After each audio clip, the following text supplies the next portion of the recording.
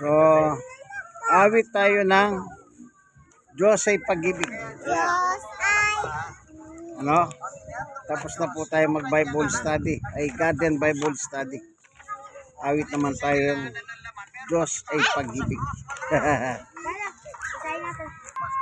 Pag-ibig ang siyang pumukaw sa aking puso'y kaluluwa, ang siyang nagdulot sa ating buhay ng gintong aral at pag-asa.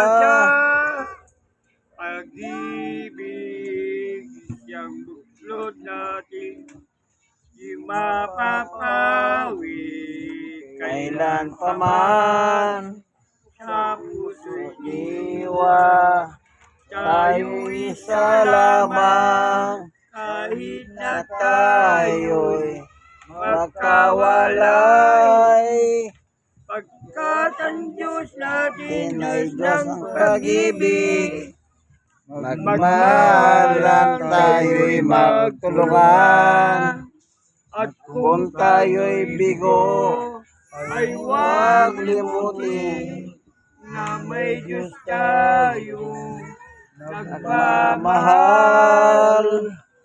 Sikapin sa ating pagsuyo, ating ikalat sa buong mundo. Pag-ibig ni Jesus ang siyang sumakop sa bawat puso sa pagsuyo.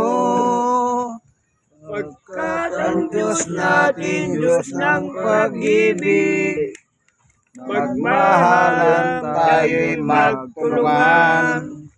At kung tayo'y bigo, ay huwag limutin na may Diyos tayong nagmamahal.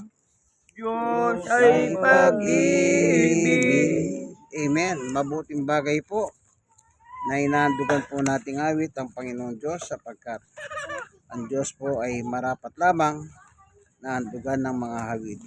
Salamat po sa ngalan ni Jesus. Amen. Dito po kami ngayon sa Barangay 128, Zone 10, District 1, Balot, Tondo, Manila. Kina Tatay Ogos at Nanay Claring. God bless us all. Bye.